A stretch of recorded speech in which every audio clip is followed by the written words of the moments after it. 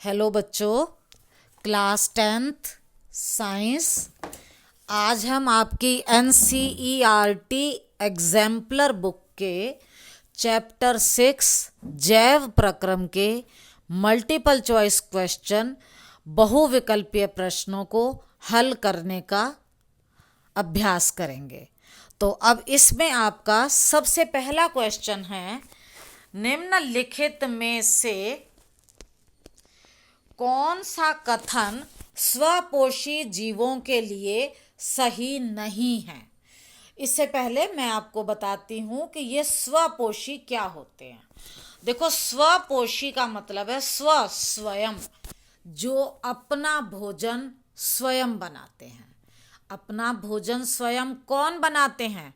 पौधे, हरे पौधे। हरे पौधे हरे क्यों होते हैं? क्योंकि उनके अंदर क्लोरोफिल होता है।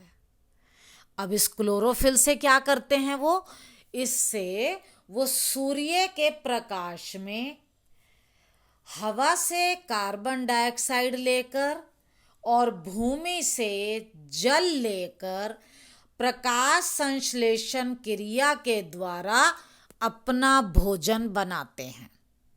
भोजन क्या होता है? कार्बोहाइड्रेट। तो उनको 4 चीज़ों की आवश्यकता होती है प्रकाश संश्लेषण के लिए, अपना भोजन बनाने के लिए। एक सूर्य, कार्बन डाइऑक्साइड, क्लोरोफिल और जल। इन 4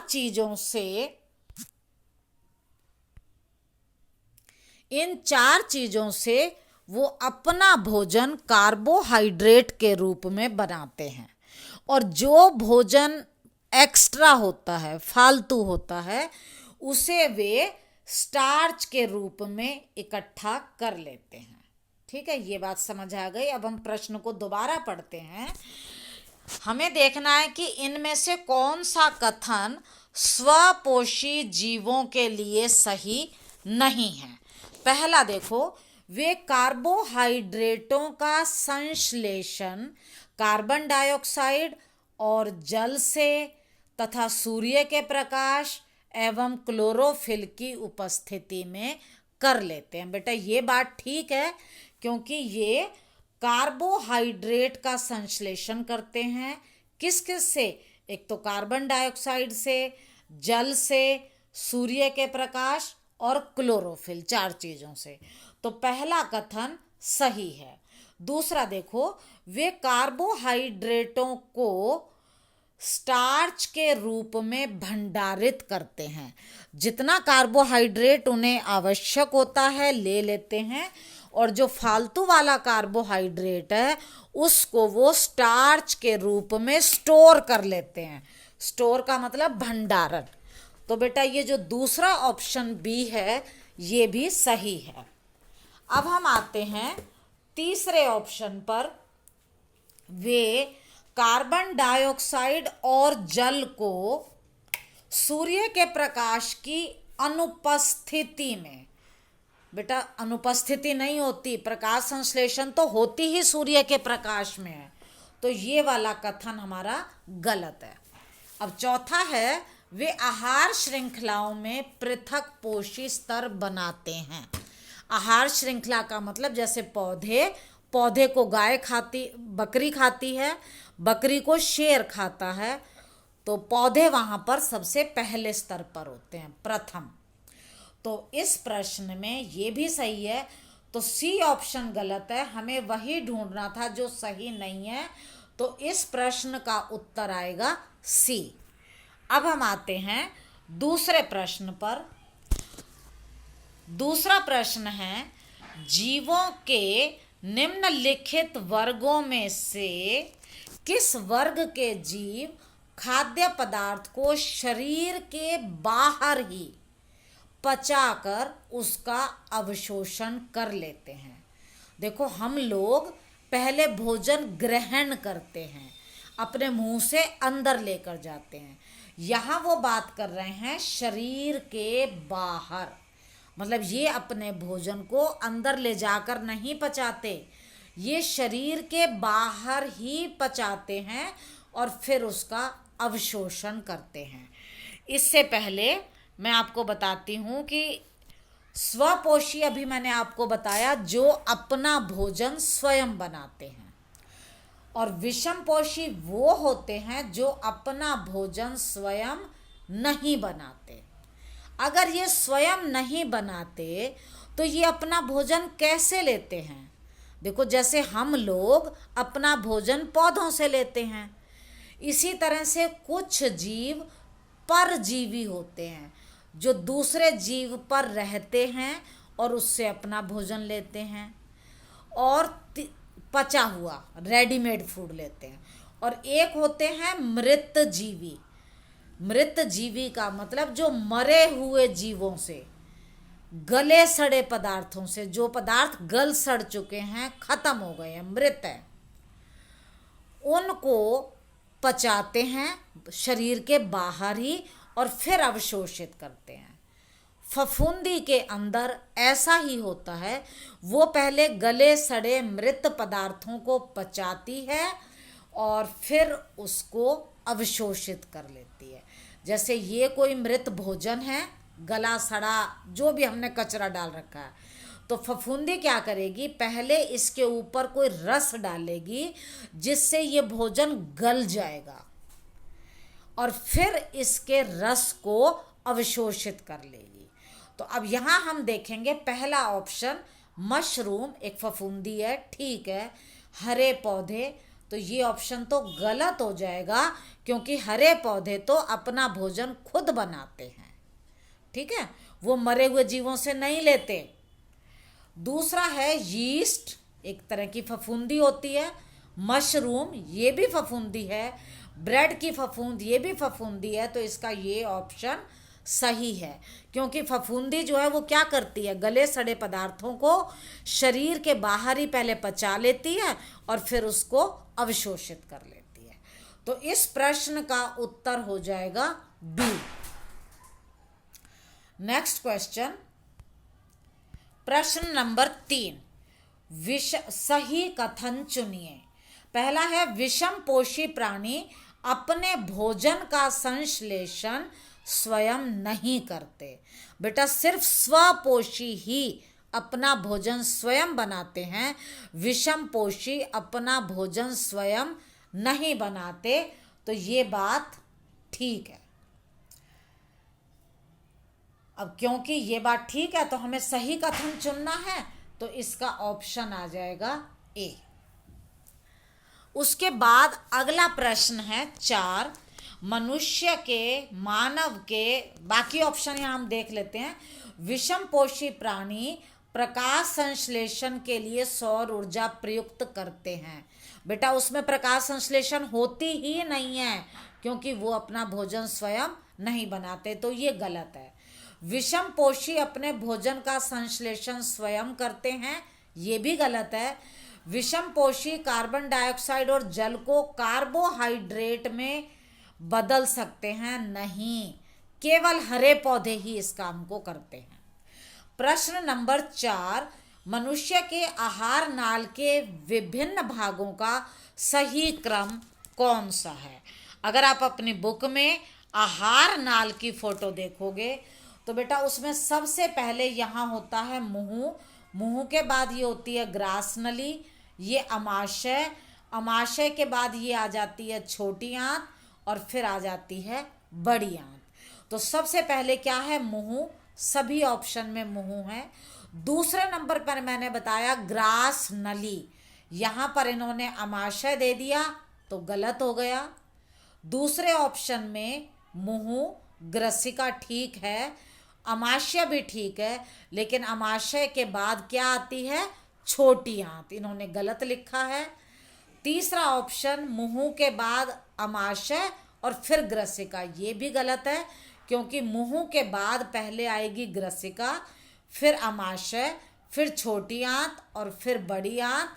तो आपके इस प्रश्न का उत्तर हो जाएगा डी। चौथे प्रश्न का उत्तर हो जाएगा डी। अब आते हैं 5वें प्रश्न पर। यदि लार में, बेटा लार आपके मुंह में लार ग्रंथि से निकलती है, और आपको पता है लार के अंदर एक एंजाइम होता है जिसका नाम है अमाइलेज। अब ये अमाइलेज क्या काम करता है? ये स्टार्च को शर्करा में बदल देता है। अगर आप खाली रोटी को मुंह में चबाते रहो चबाते रहो चबाते रहो, लगातार चबाते रहो, तो वो रोटी थोड़ी थोड़ी मीठी लगने लगती है। ऐसा क्यों होता है? क्योंकि जो आपने रोटी चबाई वो था स्टार्च, ठीक है, उसमें क्या मिली? लार। लार ने क्या किया? स्टार्च को किस में बदल दिया? शर्करा में। स्टार्च को किस में बदला? शर्करा में। और शर्करा मीठी है, इसलिए वो रोटी मीठी हो गई थी। ये काम किसने किया? अमाइलेज ने। तो यदि लार में लार अमाइलेज की कमी हो, अगर अमाइलेज नहीं होगा तो क्या होगा? स्टार्च से शर्करा नहीं बनेगी। अगर अमाइलेज नहीं है तो स्टार्च से शर्करा पैदा नहीं होगी। तो इसमें पहला ऑप्शन प्रोटीन वाली बात तो गलत है। दूसरा है स्टार्च का शर्करा में विघटित होना, ये ठीक है, यही प्रभावित होगा क्योंकि वो नहीं बनेगा। तो इस प्रश्न का उत्तर आएगा बी। अगला प्रश्न,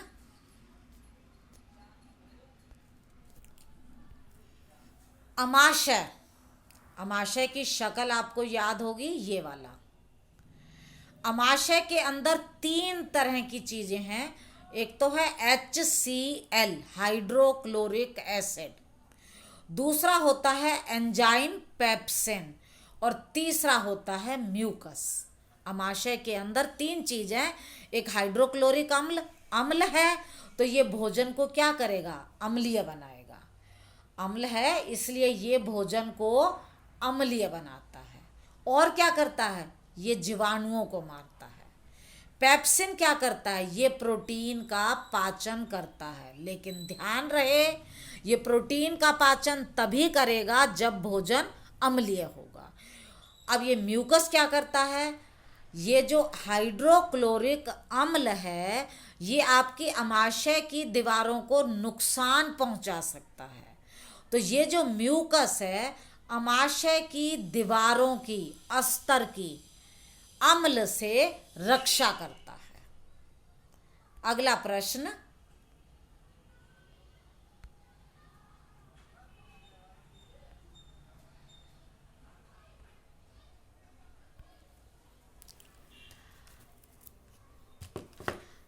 सातवां प्रश्न रह गया है, कोई बात नहीं, मैं बाद में बता देती हूं।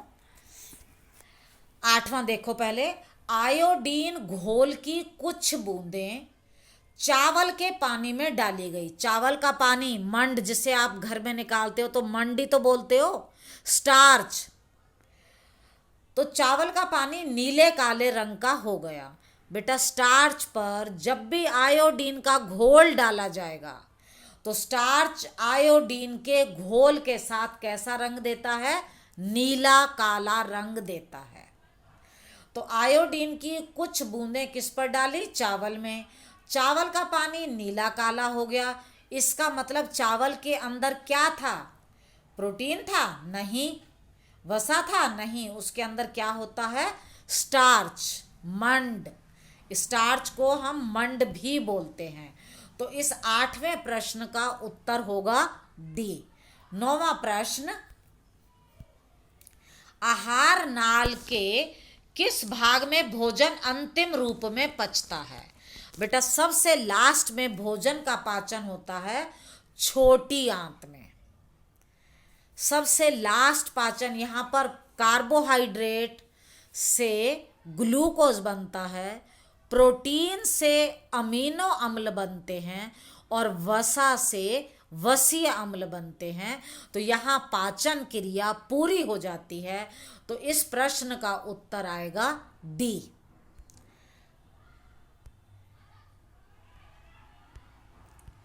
प्रश्न नंबर 10, अग्न्याशय रस का कार्य निम्नलिखित में से कौन सा है? बेटा आपको अगर फोटो याद हो तो स्टमक, अमाशय के बाद यहाँ पर अग्न्याशय है, इस अग्न्याशय से जो रस निकलता है उसे बोलते हैं अग्न्याशय रस। अब अग्न्याशय रस में 3 तरह के एंजाइम होते हैं, एक तो ट्रिप्सिन, अमाइलेज और लाइपेज। ट्रिप्सिन प्रोटीन का पाचन करता है, अमाइलेज स्टार्च का करता है और लाइपेज वसा का। कौन सी वसा का? इमल्सीकृत वसा। इमल्सीकरण क्या होता है?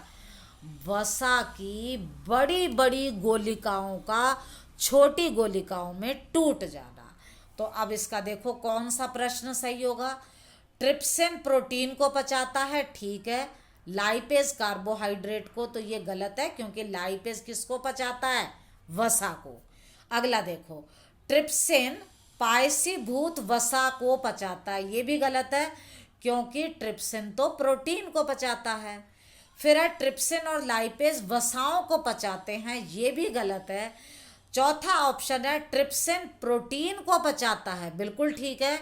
लाइपेज वसा को पचाता है, तो इस प्रश्न का उत्तर होएगा डी।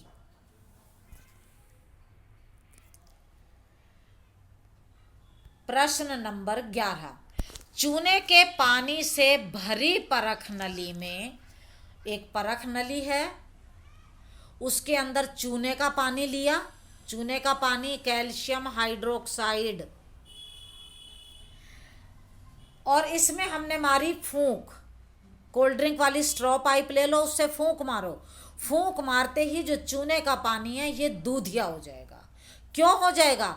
क्योंकि हमारी सांस से कार्बन डाइऑक्साइड गैस निकलती है और कार्बन डाइऑक्साइड गैस चूने के पानी को दूधिया करती है।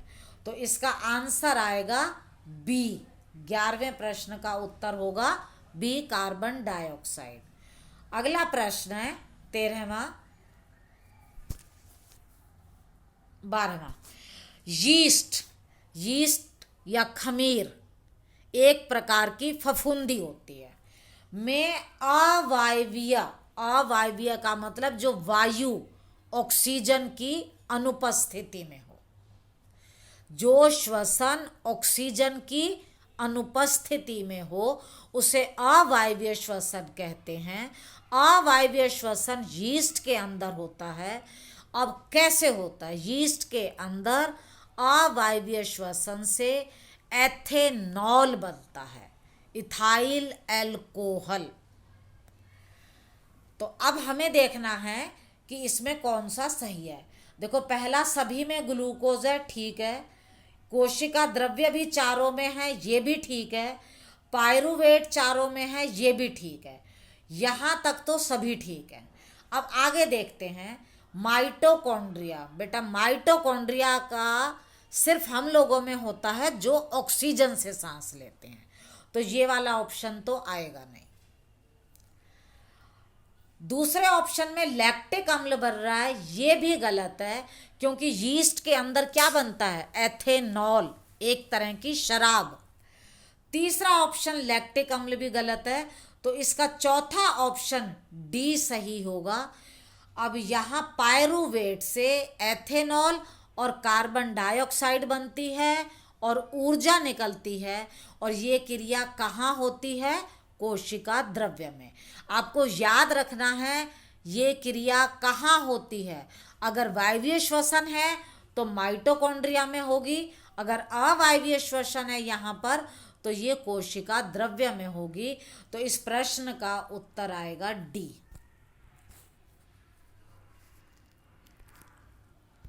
प्रश्न नंबर 13, वायवीय। वायवीय का मतलब जो वायु ऑक्सीजन की उपस्थिति में हो। तो के संबंध में कौन सा कथन सबसे सही है? देखो पहला ऑप्शन ग्लूकोज है चारों में ही, बिल्कुल ठीक है। फिर ग्लूकोज से बनता है पायरुवेट, ये भी ठीक है, पर कहाँ बनता है? कोशिका द्रव्य में। तो ये पहला ऑप्शन गलत हो जाएगा, इन्होंने माइटोकॉन्ड्रिया दिया है। अब हम आगे 3 देखते हैं, इसमें से कौन सा सही होगा। पायरुवेट के साथ थोड़ी सी ऊर्जा भी निकलती है, यहाँ दूसरे ऑप्शन में ऊर्जा नहीं है, तो ये गलत हो गया। अब हम तीसरा और चौथा ऑप्शन देखते हैं। तो पायरुवेट ऊर्जा माइटोकॉन्ड्रिया के अंदर होती है और हमें मिलता है कार्बन डाइऑक्साइड, जल और ऊर्जा। तो ये वाला ऑप्शन ठीक है। तीसरा ऑप्शन भी गलत हो जाएगा क्योंकि यहाँ पर ऊर्जा नहीं है। तो 13वें प्रश्न का उत्तर भी डी आएगा।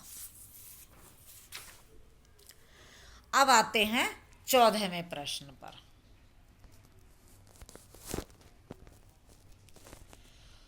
श्वसन के संबंध में निम्नलिखित में से कौन सा कथन सही है? श्वसन, पहले अंतः श्वसन, जब हम ऑक्सीजन को अंदर लेकर जाते हैं उस समय पसलियां भीतर की तरफ जाती हैं। बेटा आप सांस लेकर देखो तो आप महसूस करोगे पसलियां फूलती हैं, छाती ऊपर की तरफ आती है। जब हम अंतः का मतलब अंदर ऑक्सीजन लेकर जाते हैं तो हमारी छाती फूल जाती है, मतलब पसली ऊपर की तरफ आती है। तो पहला ऑप्शन गलत।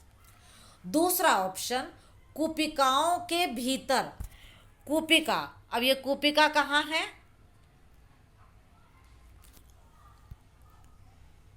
इस चित्र को देखो, यहाँ पर नंबर 1 ये नाक है, नाक से ये दूसरे नंबर पर ग्रसनी के अंदर जाती है, ग्रसनी से फिर नंबर 3 श्वास नली में आती है, ये सॉरी गले में आती है, फिर नंबर 4 ये श्वसनी में आती है, फिर आगे इसके 2 हिस्से हो गए जिसको हम बोलते हैं श्वसनिका, और ये फिर 2 फेफड़ों में आती है।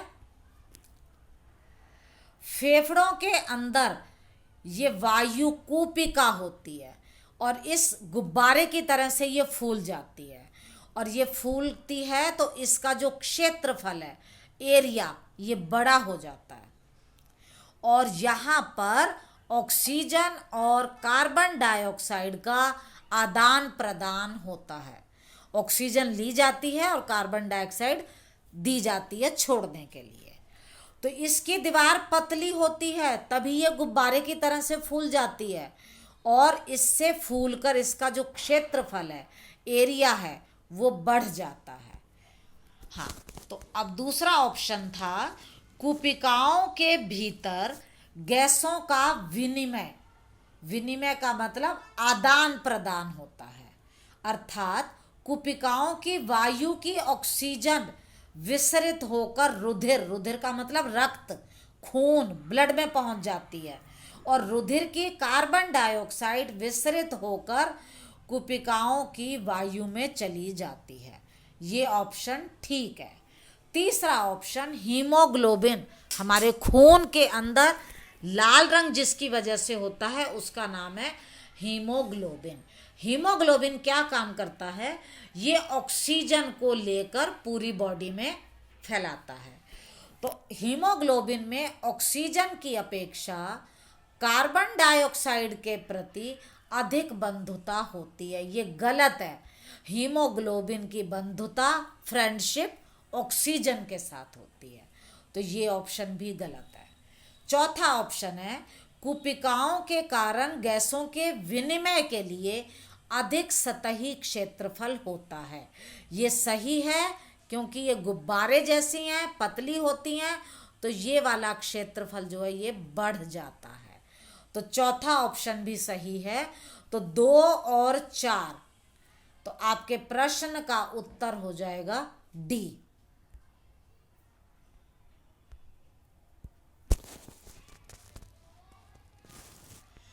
अंतः श्वसन के दौरान वायु प्रवाह का सही मार्ग कौन सा है? अभी मैंने आपको बताया, सबसे पहले हवा कहाँ जाती है? नासाद्वार में।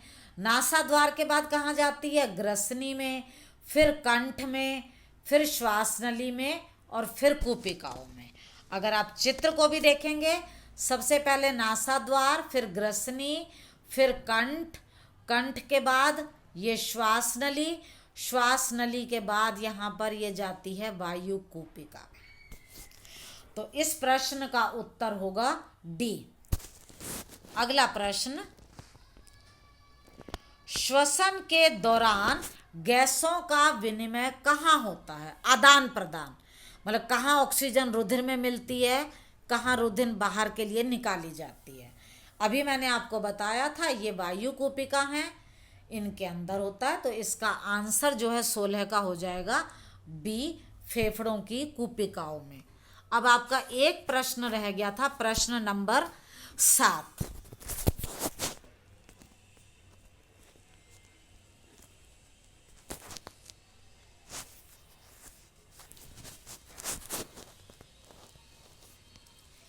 सातवां प्रश्न देखिए, मेरे पास हिंदी में नहीं है, मैं वैसे ही बता देती हूँ कि which part of alimentary canal, मतलब आहार नली का कौन सा भाग रिसीव्स बाइल, में पित्त मिलता है आकर। तो बेटा पित्त आप सभी को पता है कहाँ से निकलता है, यकृत से, और यकृत से निकलने के बाद कहाँ मिलता है, छोटी आंत में। देखो पित्त रस किससे निकलता है, लिवर से, यकृत से। यकृत से पित्त रस निकलता है और किस में आकर मिलता है, छोटी आंत में।